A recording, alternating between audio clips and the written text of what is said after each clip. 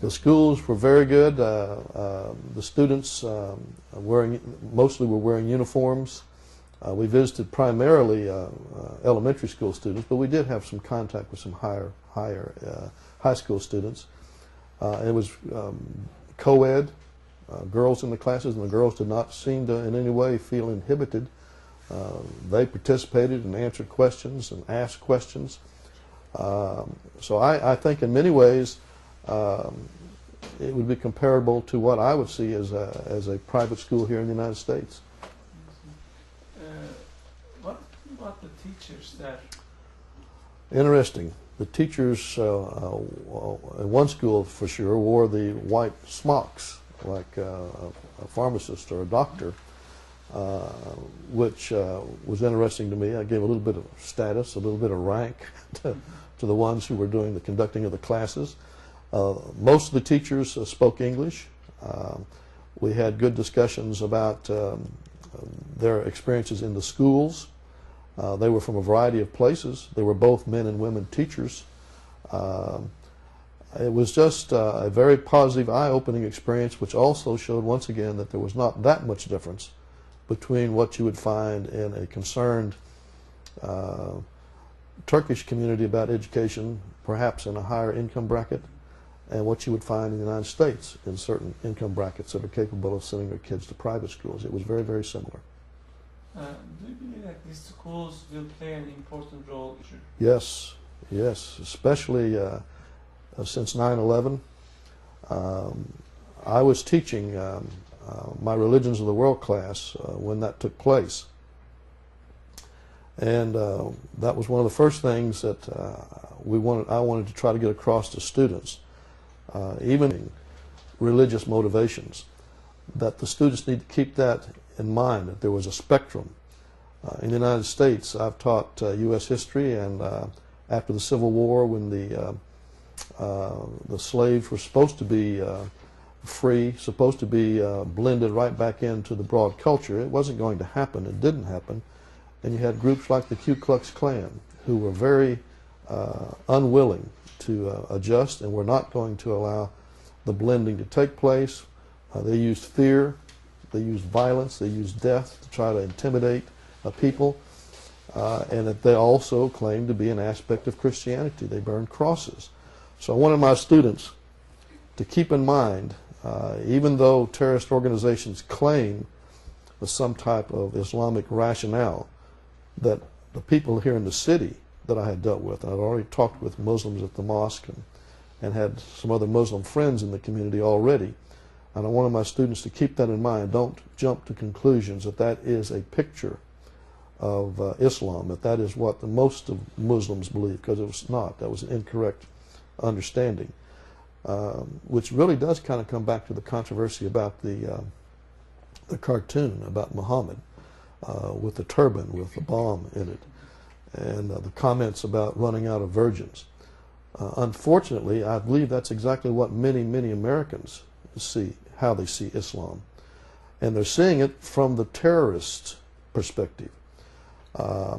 Personally, the cartoon brought up what to me, which would be some very good talking points in a class, that this representation, which was misrepresenting the approach of Muhammad, his teachings, and the concepts about life, eternity, life after death, and heaven, those things which were highlighted in that drawing pinpointed the wrong things. I know it has created great controversy, and it pushed a lot of buttons. It made a lot of people angry. I have seen the viewings, the pictures on television about the large numbers of Muslims who were offended around the world, and they have every right to be offended if they felt like the cartoon was trying to say this is what Muhammad was like. I tend to have interpreted that as this is what an aspect of Islam says, and that's what many, many people around the world interpret it. And it was a good talking point to clarify the incorrectness of everything that was said. The comments, the drawing, all of those things would have been very useful in a class. I'm not teaching now. They've phased out my position, so I'll have to use it in my Sunday school class. how what we should do for decisions widen the gap between the people of faith. What we should do to close the gap between different. Well, one of the things that, and we were given a book concerning, I think, contemporary Islam or something like that from the Institute, and I did a lot of reading, especially in the chapters dealing with Islam and the state, Islam and civil government. It is extremely important that the younger generations, the coming generations, be exposed to something more than what they're reading in magazines and newspapers and what they're seeing on television or what they're hearing in their churches. Many Christian pastors are not reflecting Islam as it truly is. They've got a misunderstanding about it. And if you don't have some place where there is at least the opportunity for students to get another picture, another view, I think that's going to be harmful in the future. It'll just firm up stereotypes and misconceptions. That's one of the things about Hajj Effendi, Gulen. Much of what I was reading, he was emphasizing that that Islam is not seeking to force Islam on anyone. That Islam can live along beside anyone who is sincere in their conviction, their religious faith. And that's where I'm coming from my faith also. I don't believe that there is any faith that should be the dominating, the tool of the government to in some way impose some religious aspects on people. Now, culturally, people can do that for themselves. They don't need government to do it.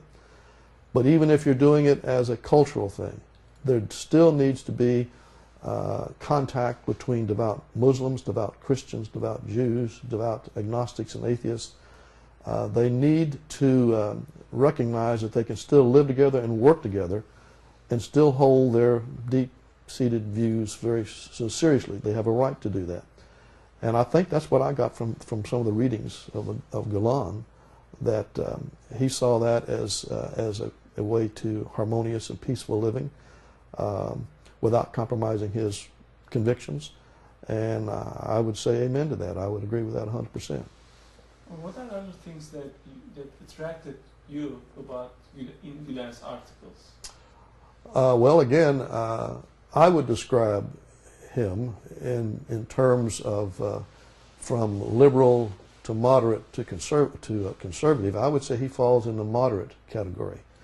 And I also tend to consider myself in the category of moderate Christian.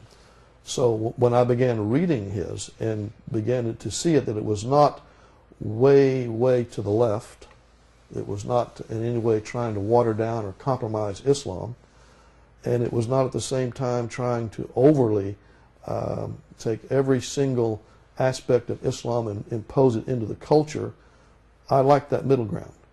And I think there is a middle ground around the world where people of faith, once they understand where people are truly coming from, what they really believe, and not just assuming it from what they've been told, I think that builds strong relationships. It builds things where people are no longer swayed when someone tries to use a religion against them. You can't trust Muslims, you can't trust Christians, you can't trust Jews, you can't trust atheists. And then people, if they buy into that, then obviously there's not going to be any communication, no dialogue. But you only get there by first-hand experience, which is one of the pluses for the Institute's efforts in bringing people to Turkey to see it firsthand. It's one thing to see it here in Oklahoma, and I've had contact with the mosque here, but they're a minority here. So to see it in a country where it is definitely the overwhelming majority, and to see how people are treated, other faiths are treated, that to me is a very positive thing. And that's what I would be sharing with the groups and people I network with.